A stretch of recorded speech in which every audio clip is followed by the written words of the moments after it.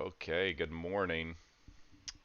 It's Friday, April 23rd. Let's hop over here and look at the S&P 500. So let's just recap yesterday, the end of the day, just to kind of bring things into perspective a bit. So a couple things that I pay attention to. One thing that was funny yesterday was everybody had a reason why this happened, except we talked about this before the open. Did we say it was going to happen in three candles? No, but it was all in the cards. The news was just a reason to do it. So had this push up to 71 three quarters. So where was this? Really came right down here. Paused at 40 quarter, pretty decent bounce there. Came to 35 half, real decent bounce there. These were the KPs yesterday, so think about it like maybe this KP was down here yesterday, or this one. So these kind of were, this one was right here and this one was right here. So they've kind of moved a bit. And then we obviously had the CP down here yesterday, right about here at 18. So this bounce right here was back to the KPs. So overnight so far, this low has held up and they have probed over here. They probed just below this a little bit, 27 half, and then they probed up above here just a little bit, up to 41.50. So this is important for today. So a couple of things to keep in mind for context. So next week we have earnings from Microsoft and Apple, and between the two of those companies, they're about that's about 20% of the market. So basically, the part of having the market come back down lower is if you're a big institutional trader and you're trying to get positioned for a move around earnings, you want to have, I mean, the lower you can buy it, the cheaper you can buy it, the better it is. So it's partly why it didn't make sense to have it be up at new all-time highs yesterday or the day before going into earnings next week. Now I know we've had some earnings this week, but not Microsoft and Apple. So here's the deal for today.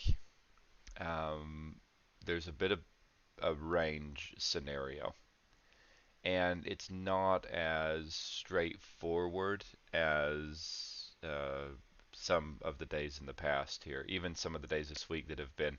This is the, let me put it like this, it's the least straightforward day that we've had in probably a couple of weeks.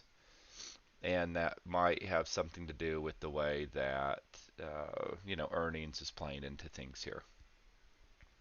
So I'm not sure if we'll see a whole ton of conviction. We could. I'm not saying we're not going to. I'm just not sure that we'll see a whole ton of conviction on either side. And it's my opinion at the current time that any selling is just to get positioned for a move up around earnings. That's so for now, if something changes with that. But there's plenty of selling that could happen, even with that being the case. So context matters, and what I'm telling you right now is I'm not sure if there's a whole lot of conviction one way or the other. So let's talk about a couple of things. They've probed below here this CP. They've probed above this KP. So a couple of things will come into play here. Depending on how the open goes, if what happens at the open is we get a spike down into some of the levels that I am talking about, I'll be looking to take a long off of those levels. If we end up getting a move up, then I'll be looking to take a short off of some of the levels that we're going to talk about. Now, I want to say something, and I can't really convey this to you in a video, no matter how long the video was, but certainly not in a morning pre-market video. So when I say I'm looking to take a trade, for some of you, if you're newer and you don't have as much experience, and depending on what your maybe what your if you're more risk centric, if you tend to take more trades, then maybe you back off and you be a little bit more conservative. But for some of you, if you struggle putting on the trades, then what you really would want to work on is just put the trade on, because you'll find a way to talk yourself out of the trade. I have spent I don't know how many hours in front of charts, and particularly watching the S&P 500. And there's a particular kind of a pattern, or what a reversal looks like. And I only buy when the market is coming down into a limit order, and I only sell when the market is coming up into a limit order. So it doesn't mean that I'm not trading with the overall trend of the market, if you will. And if you know me, you know I don't believe in trends, but it doesn't mean I'm not trading with the overall trend, but it means that I'm always trading a reversal. Maybe that is we've had a short-term retracement and then we're continuing with the trend, but I'm always trading that reversal back into the trend. So price is coming into the level and then has to hit my price and leave that level. So it has to reverse and leave that level. And I've just gotten good over the years of watching this for I don't know how many thousands of hours, and I've seen more reversals than I can count, and I just know what they look like at this point for the most part. Am I always right? No, I'm not always right. But I have a pretty good idea of what I'm looking for when I see that. And so when I say I'm looking for, it doesn't mean, especially on a day like today, there's some levels I'm going to just blindly buy or sell, regardless. And then there's levels that I want to see what happens when price gets there. Okay. And today is going to be a little bit kind of like that kind of day. I want to just kind of observe it, and especially the open is going to give us a lot of answers. We're going to get a good idea of what's the big money doing here. Is there big money doing anything? We'll get a good idea of that today. Okay, so let's talk about prices. So initially, to start off with, there's a couple of things here. So obviously we have the CP. It's kind of been used and abused here overnight. So below that, we have this 28 half and 28 area. So watch that. Not saying I love it, but it's there. Okay. And then below that, we have this, let's call it 26 quarter area, and maybe 26 half, 26 quarters, something like that. And then below that would be, let's call it 24 3/4. Okay, kind of right here at the open.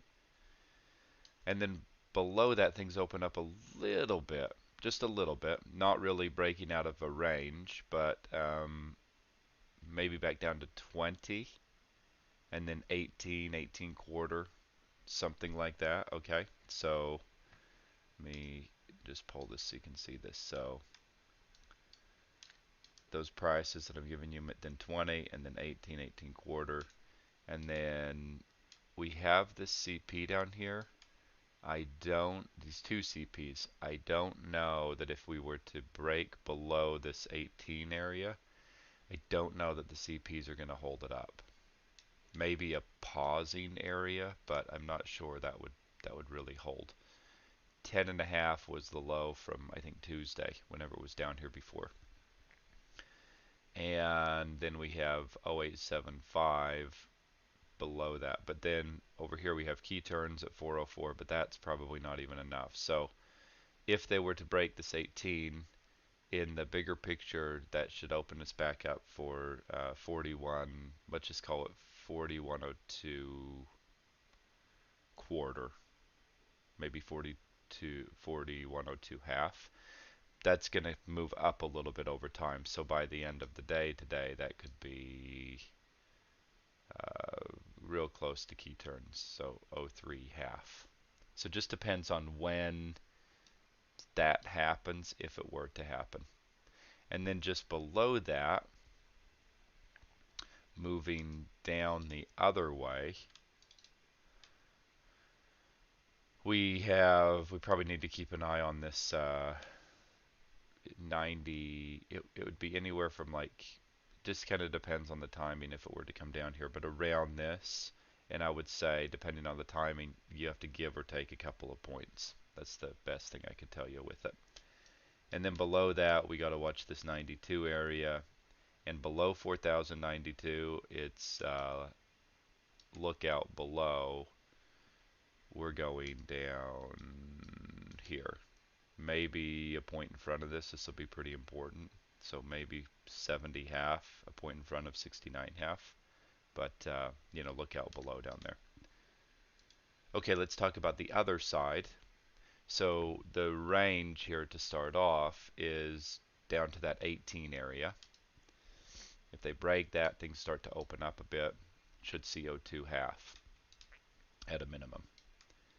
Okay, on the other side over here, let's talk about this. So yeah, we have these KPs here. Don't necessarily, I mean, it's kind of been used all through here. So don't necessarily love this one. Doesn't mean that they don't, if it's real weak and they come up and hit it, you know, it could definitely get some selling. They haven't sold this one, this 43 quarters, so something to definitely watch there. Up above that though, we really want to watch this 45 area. So right around 45. And then actually, let me just make sure. Yeah, that's so key turns are probably wrong on there. Yeah, they are. There we go. So ignore what we said about key turns down. Oh, it is still at 404 there. So let's just make sure. Okay, so 404 there. So key turns, by the way, so key turns is one of our proprietary indicators, and it requires that you have 165 or 365 days loaded on the chart. So I didn't have that. I'd been doing some things with this chart yesterday, and it had switched back to 5 days. So there's this 31 half, which is, but back up here we have, so basically between 43 quarter, 45, and 47 half. Just something to keep an eye on, okay? That, I don't know if this will be a huge factor today, but it's something to keep an eye on.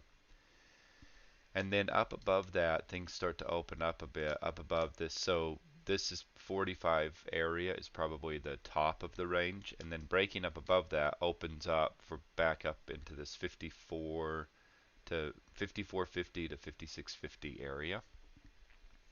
And then we would, above that, things really start to open up a bit more up to here, the 68, 75, you know, around this area. And then above that, we would be looking for a new all-time high. Remember, we talked about these yesterday. We drew these in. But 80, 89, 4189 plus, bigger picture. I'm not saying that's all going to happen today, but that gives you an idea of what needs to hold, what needs to break, and then you can plan your trades around those critical areas or wait for a break of those areas and retest. And by the way, if they actually, let's just go back and look at an example. Well, let's go over here. Let's say they come down and they break 18 and it comes down to like 13 or whatever. You know, on the way, it's likely going to come back and retest some of these levels that we had over here. So those are really, the break is not necessarily the trade, meaning if it breaks 18, it's not like I'm shorting it on the break of 18. If it's really weak, I might scalp that move for a little bit like it would break. So let me give you an example of what happened yesterday. We had, right, where was this that happened? Right here. So there was a I don't remember if we had, I think we had a level right here, but let's just, if we didn't, let's just pretend like we did for just for the sake of this example.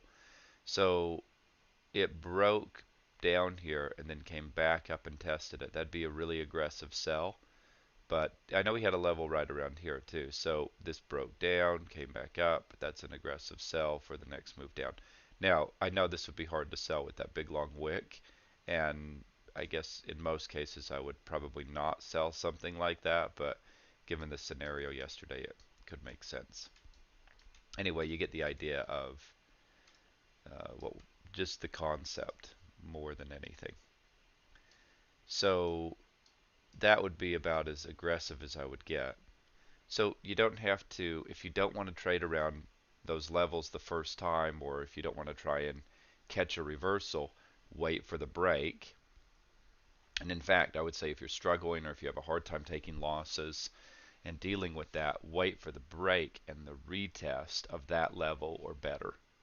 So if it breaks below 18, wait for a retest of 18, 20, 24, 28, right? So wait for a retest of those levels. And then trade it down to the target. That's another way to do it. So hopefully that's helpful here. I'll be back. We'll do a post-market walkthrough. We'll see how things play out. Again, I don't know that it's the kind of day to go crazy, so I wouldn't bet the farm. We'll see a lot here in 10 minutes when we get open. It'll give us a lot of answers. And hopefully this is useful here this morning, but we'll see how things, there's room for, even inside of the range, there's room for some pretty decent movement. So just play it smart, one step at a time, like we say every morning, and take what the market gives you. And we'll be back here in the afternoon with a walkthrough, and we'll see how things turn out and how it played out, and probably look a bit at what we can expect next week coming into earnings. So have a great day, and we'll see you in a bit. Thanks for tuning in. If you're not subscribed to the channel, subscribe to the channel so that you get notified when we do these. Okay, talk soon.